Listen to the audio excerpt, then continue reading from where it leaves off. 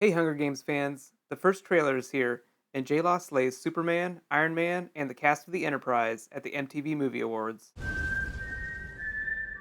So there are a lot of big movies promoting footage at the MTV Movie Awards, but it's Rebel Wilson and Jennifer Lawrence that are stealing the show. Rebel Wilson is actually bringing together the entire cast of Pitch Perfect, sans Anna Kendrick, to do the opening number, and Jennifer Lawrence is dropping the first trailer for Catching Fire.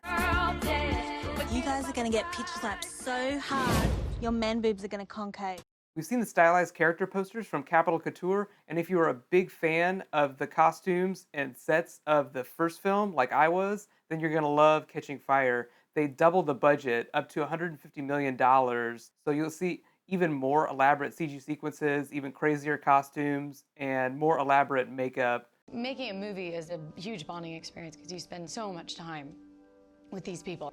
You are spending the same amount of time with them as probably a friend of like a few years. Big new cast members include Philip Seymour Hoffman, Sam Claflin, Jenna Malone, Meta Golding, Amanda Plummer, and Jeffrey Wright. Philip Seymour Hoffman was one of the first of that bunch to get cast last year. He's Plutarch, the new game master. You can actually see him in some promotional materials that they've already released. The biggest casting news last year was actually Finnick Odair. For a long time, it was rumored that Robert Pattinson would take the role since he was already in the Lionsgate stable of A-list actors and was just coming off the Twilight franchise. And let me know if you think it would have worked in the comments below. I've had a bad habit of underestimating you. While most fans of Twilight and The Hunger Games would have been really happy to see Robert Pattinson in this movie, there's no way it would have worked. He is way too popular, and filmmakers would have had a hard time justifying his $20 million price tag against the fact that he would probably outshine Jennifer Lawrence, and she was the protagonist of this series. So clearly, they were going to go with a smaller actor, and Sam Claflin was the obvious choice. Not to say that after 2012, Jennifer Lawrence couldn't hold her own against anyone on screen. She culminated her year with a mic dropping performance at the Oscars. Watch my favorite Jennifer Lawrence moment from last year and let me know what yours was in the comments below. She was epic.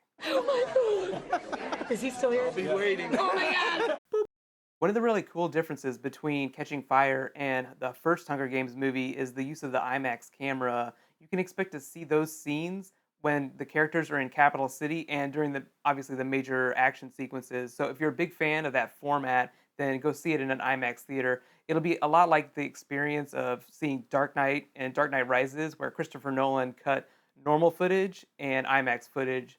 So it should really be awesome.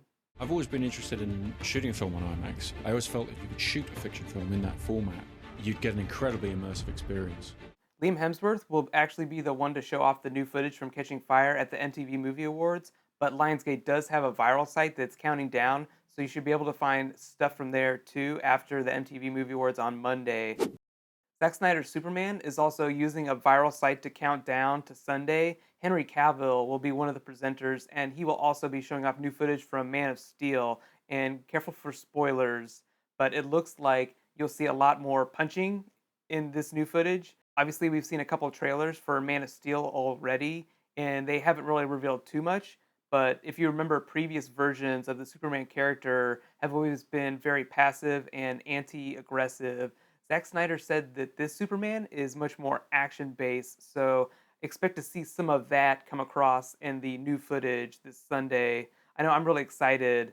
Let me know if there's anything specific you want to see from the new Superman movie in the comments below. Supposedly, it's going to be much more violent than previous Superman movies, so I'm getting a little bit excited.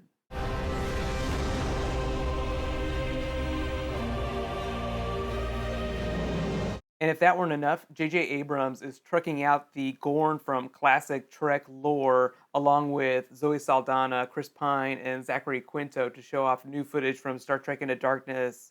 The real big bummer here is that Benedict Cumberbatch is not going to be there. You think your world is safe? It is an illusion. I will walk over your cold corpses. I'm not super surprised that Cumberbatch hasn't been announced as a presenter. Sherlock, the series that he's most known for right now, isn't as big with the MTV audience as, say, some of the movies that he's involved in this year. But you can expect that to turn around. The same thing happened to Zachary Quinto before he did Star Trek. He's also got two separate roles in Peter Jackson's Hobbit movies, In the second movie, you can listen to him as the voice of the dragon Smaug, and he plays the necromancer who you got to see a shadow of in the first Hobbit movie. Out of business.